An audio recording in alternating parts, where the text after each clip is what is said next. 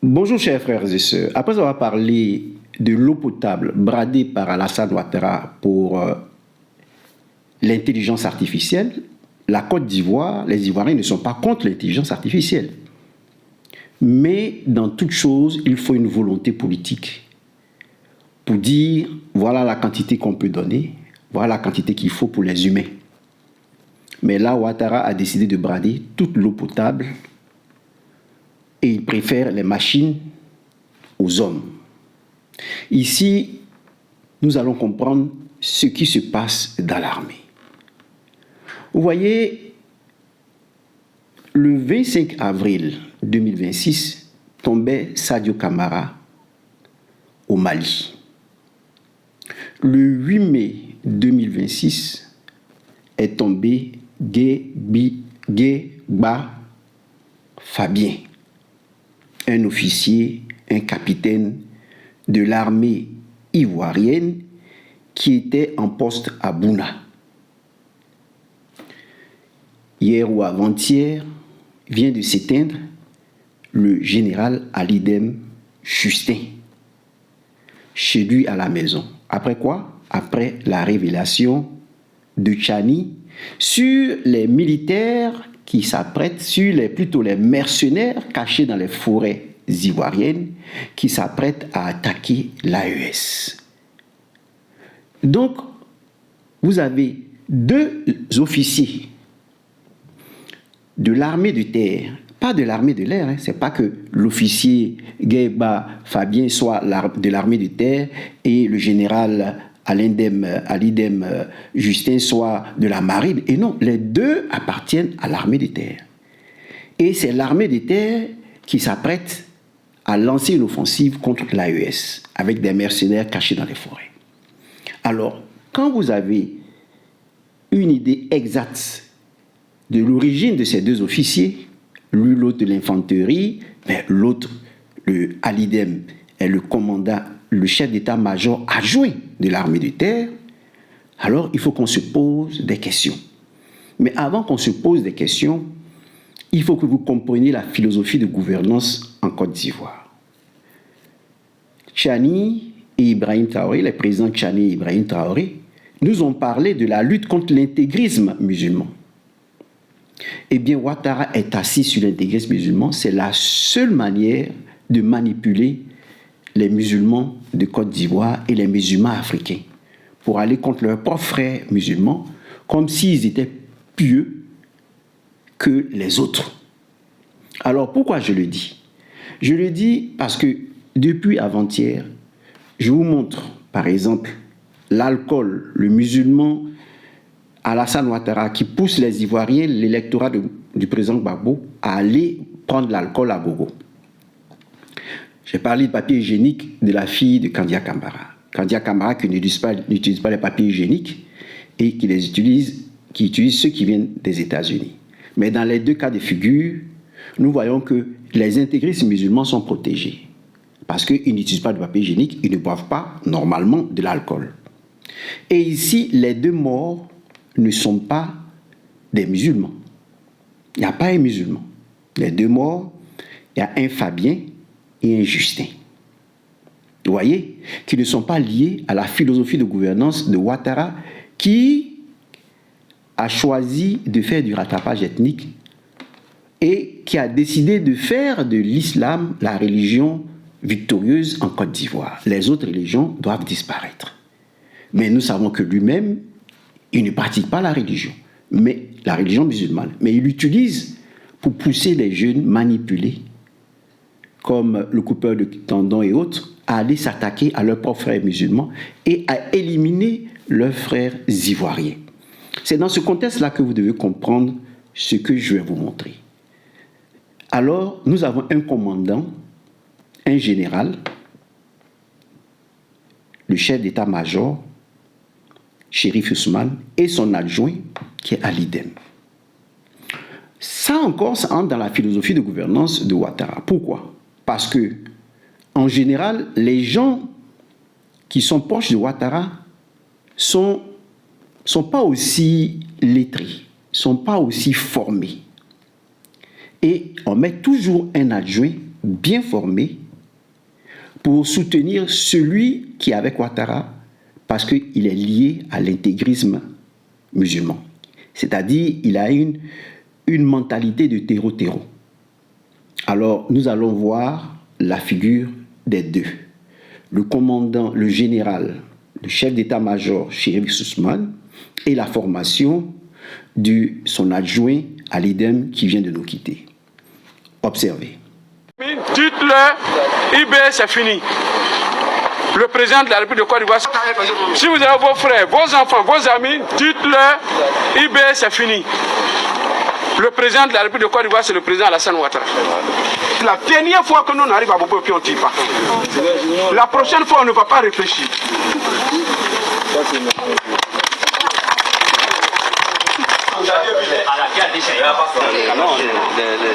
Les munitions.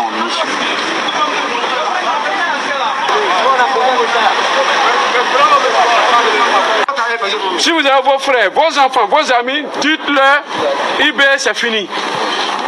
Le président de la République de Côte d'Ivoire, c'est le président Alassane Ouattara. Endeuillé par la disparition du général de division Dame Ali Justin, chef d'état-major adjoint de l'armée et président du comité d'organisation du défilé du 7 août. Sa disparition plonge l'institution militaire ainsi que la nation tout entière dans le deuil. Lucien Aussi et Carmel Yao.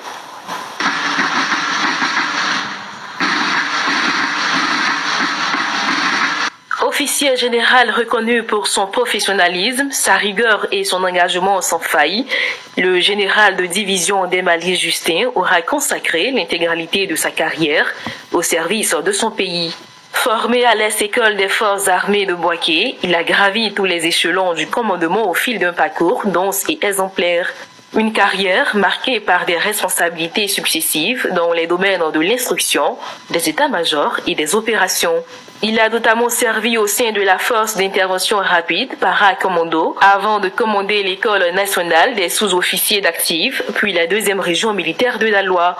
Officier de haut rang particulièrement estimé, il occupera par la suite la fonction de chef d'état-major de l'armée de terre avant d'être élevé au poste de chef d'état-major général adjoint des armées, l'une des plus hautes responsabilités au sein de la hiérarchie militaire ivoirienne. Diplômé de l'Institut des études stratégiques de défense et titulaire d'un exécutif MBA, le général de division Dame Ali Justin conjuguait excellence militaire et compétences managériales de haut niveau.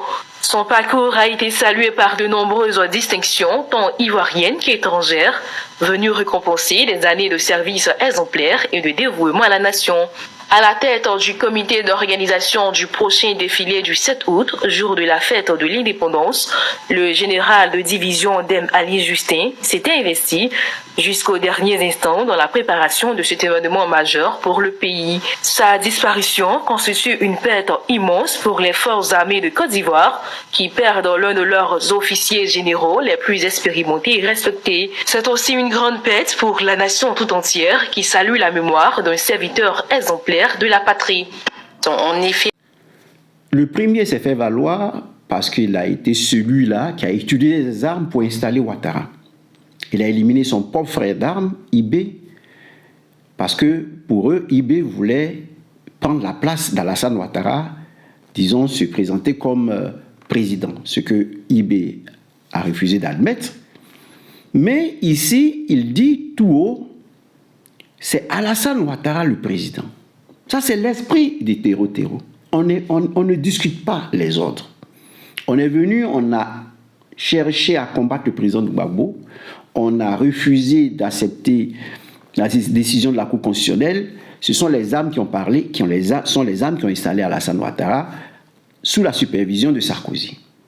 Donc ici, la philosophie politique de ce guerrier, de ce chef d'état-major, est celui-là. Suivre les ordres de la France, suivre les ordres de Ouattara. Voilà tout. Alors, c'est là que vous allez comprendre quelque chose qui va se produire. Et pour comprendre cela, il faut écouter le président Tchani. Qu'est-ce qu'il nous dit sur les attaques du 25 avril? Écoutez-le.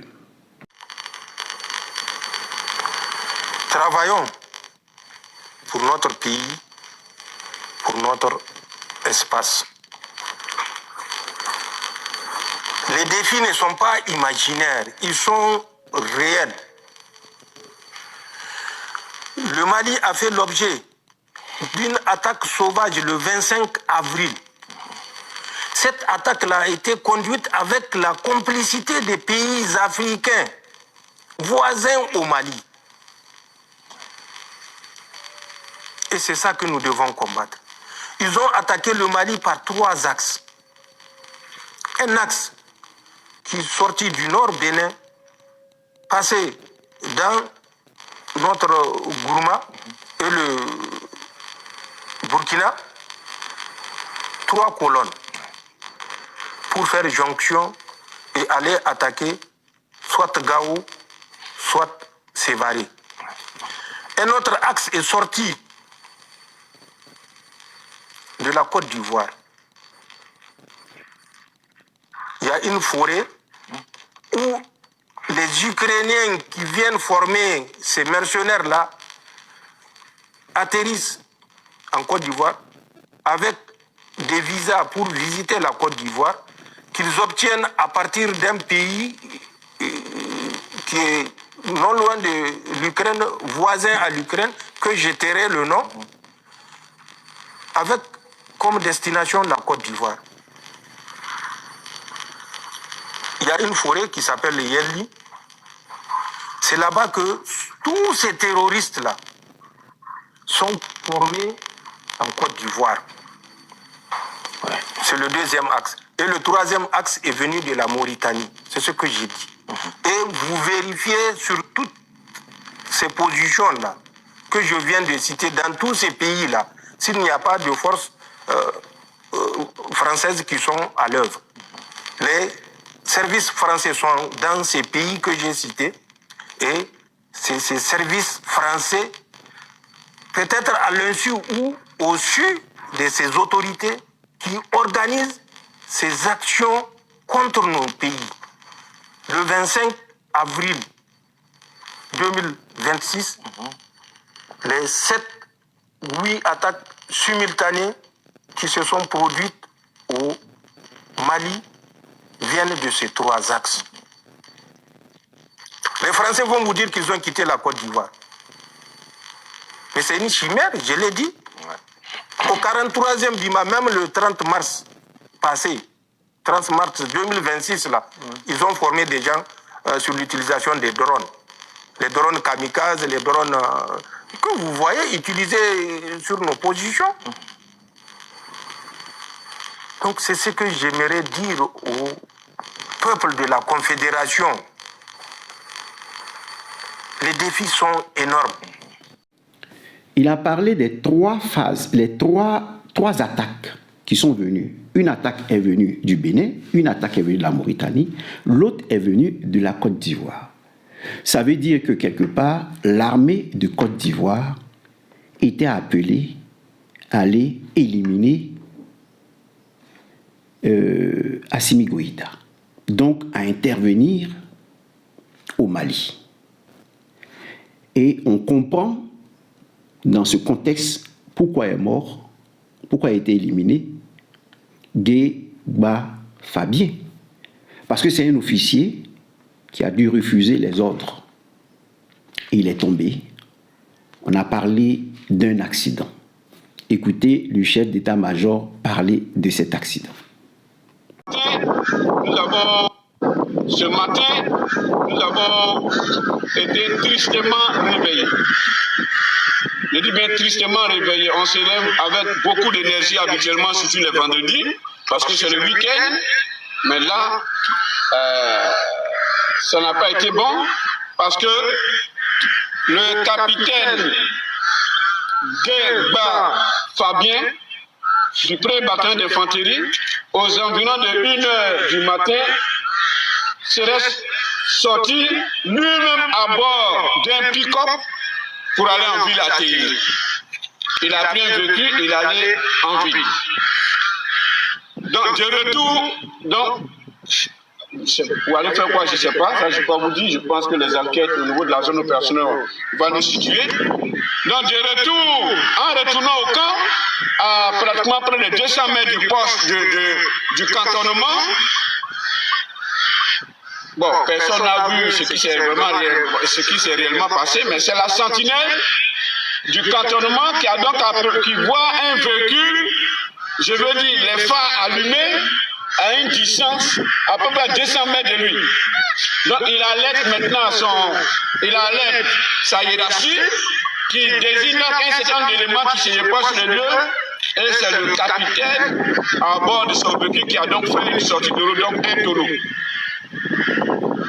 Évacué, il est donc décédé ce matin à Bouna vers 5 h du matin. Cette deuxième partie de l'interview de Tchani nous amène à comprendre pourquoi cette fois-ci le général Ali Dem Justin est tombé. Écoutez ces révélations faites par Tchani, le général Tchani. Irrationnel. Emmanuel Macron est devenu fou. Il faut que les Africains comprennent. La France n'est l'ami de personne. De Gaulle l'a dit, la France n'a pas d'amis, elle a des intérêts. Toi, un petit Africain, tu vas croire le contraire parce que tu es l'ami des Français. Il faut que les gens soient rationnels, qu'ils soient lucides. Avant d'attaquer le Mali, il y a un centre d'instruction à côté de Benjerville, à Kakoro.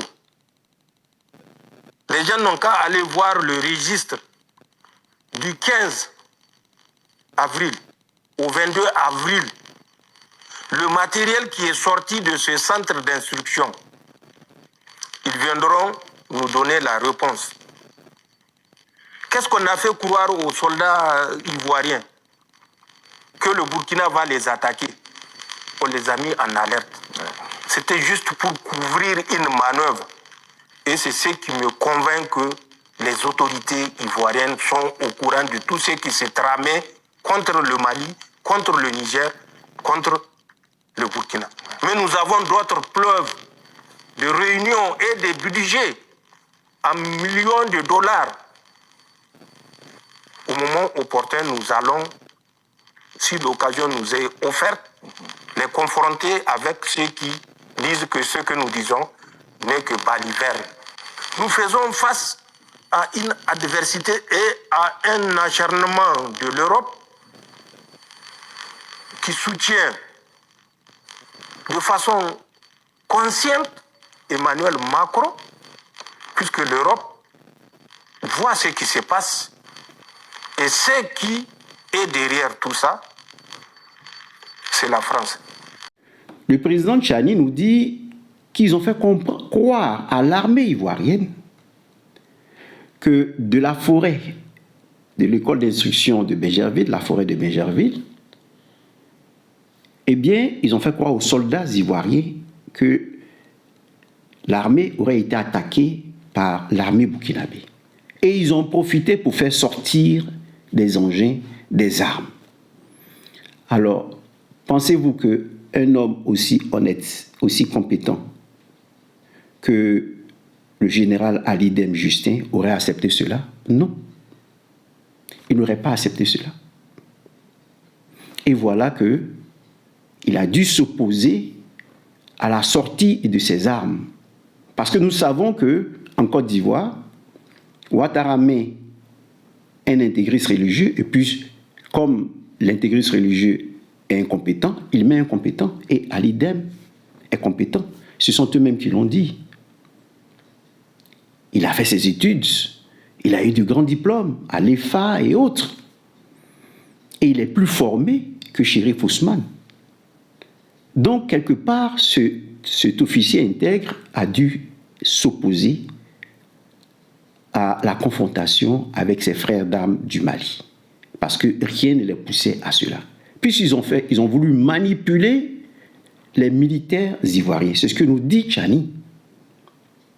Et voilà que le général est mort dans ces conditions. Mais vous allez comprendre quelque chose. Puisque tous avaient peur de l'intégrité de ce général, on l'avait mis comme organisateur de la fin de l'indépendance. De telle sorte qu'on puisse dire aujourd'hui, c'est parce qu'il voulait faire un coup d'État à Ouattara le 7 août 2026 qu'il a été éliminé. Voilà ce qui se raconte.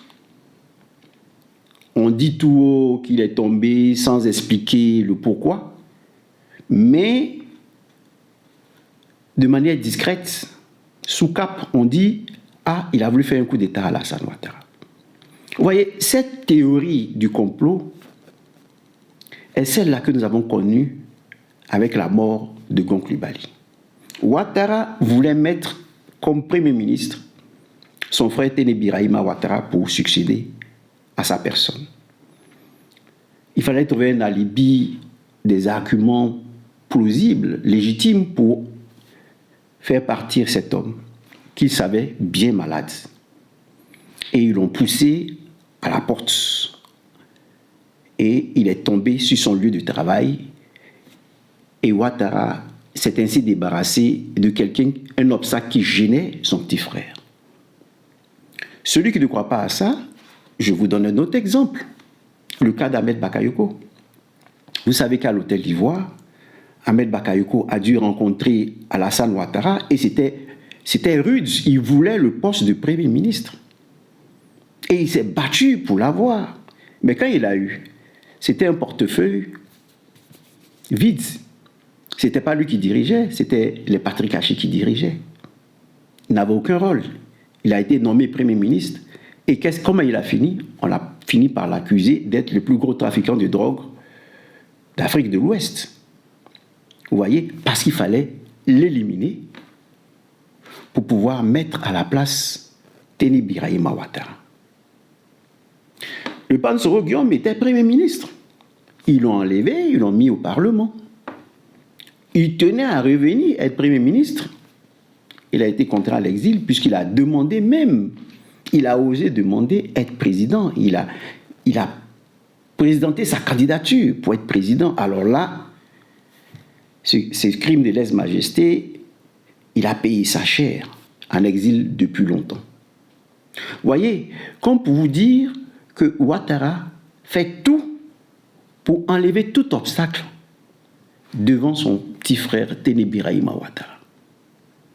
Et donc, deux officiers de la même armée de terre, morts de cette façon, de manière bizarre, eh bien, nous dit que ces gens qui ont des noms de consonance chrétienne et non de consonance musulmane, eh bien, ces deux-là ont dû s'opposer à ce braquage du fauteuil présidentiel par Téné Birahima Ouattara. Voilà ce que nous pouvons dire de la mort de ces deux grands officiers, Guéba Fabien et Ali Dem Justin.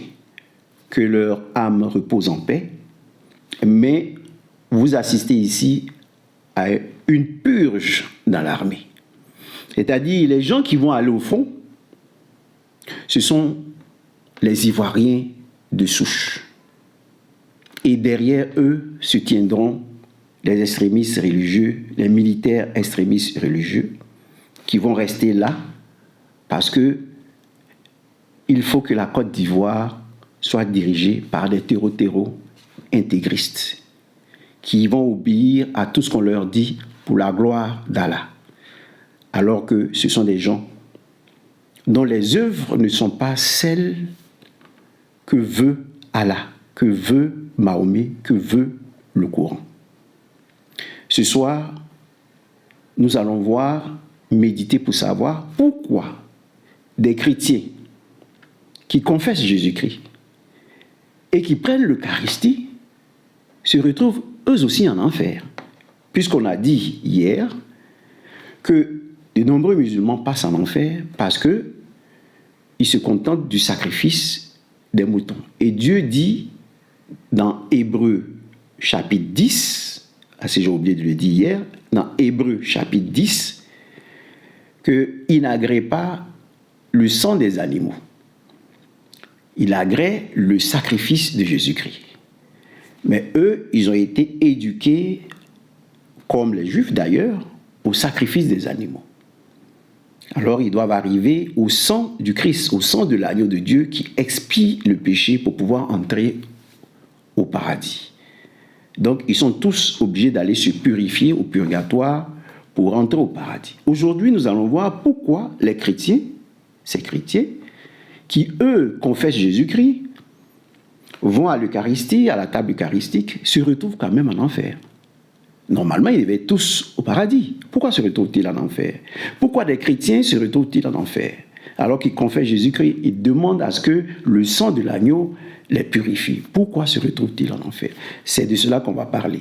Ici, il ne s'agit pas d'être avec les musulmans ou être avec les chrétiens. Ce n'est pas le but de Météo Politique Ivoirienne, mais le but, c'est de vous dire la vérité sur la foi. Voilà. Parce que les rites de purification existent aussi en Afrique.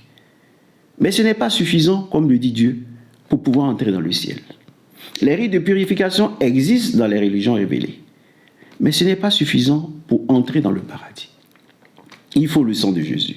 Mais pourquoi ceux qui sont les gardiens, qui sont des ministres de Dieu, chargés de confesser les gens, de réconcilier les gens avec Dieu, se retrouvent eux-mêmes en enfer? Et pas des Pio le disait d'un pape. Quelqu'un lui a demandé, est-ce que ce pape est au paradis? Il s'est mis à pleurer. Parce qu'il avait le don de voir les âmes entrer au purgatoire. Il avait ce don-là. Il a commencé à pleurer. Il a dit, ce dernier est en enfer, disons au purgatoire. Comment se fait-il qu'un pape puisse se retrouver au purgatoire alors qu'il célèbre la messe? Eh bien, c'est ce que nous allons découvrir ce soir lors de notre méditation. Bon samedi, bon week-end à tous. Merci. Avant d'achever, je voudrais faire cette précision, parce que j'ai parlé de Coulibaly, d'Ahmed Bakaïko, pour faire cette précision concernant l'officier. J'ai failli oublier cette partie.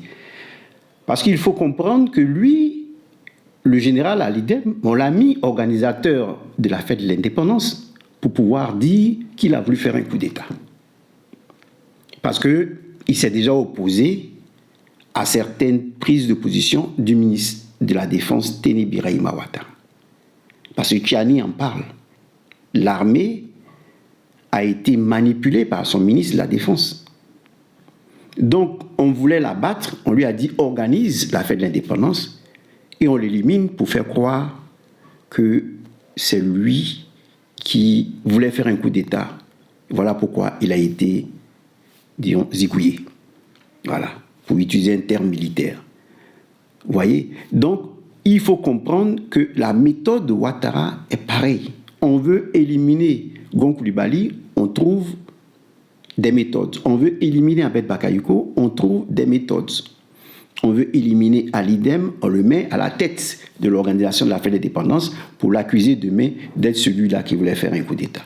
Alors que ce dernier s'est opposé à l'attaque du Mali par les mercenaires qui étaient dans la forêt du Mali, de Benjerville, parce qu'il ne voulait pas que les gens aillent utiliser du matériel qu'ils ont fait sortir en faisant croire que le Burkina Faso voulait nous attaquer. Eux, ils sont compétents, donc ils savent où cette guerre va nous conduire. Voilà pourquoi la dernière fois, Météo Politique Ivoirienne vous a dit, vous voyez, le Zelensky africain, c'est pour nous vider la Côte d'Ivoire de ses enfants, de ses enfants. Et vous voyez que Zelensky, jusque-là, on ne parle pas d'élection. Eh bien, c'est la même chose que Ouattara voudrait en Côte d'Ivoire. Occasionner, susciter une guerre contre l'AES. Et si nous sommes en guerre, on se tue, on s'entretue, on se tue, on s'entretue, on s'élimine, on se gère, on se reja. Et puis, lui, il est au pouvoir et sa famille est au pouvoir et ça mange. Ça mange. Ça brade l'eau potable. Ainsi de suite. Voilà, donc je voudrais le dire avant d'achever ma vidéo.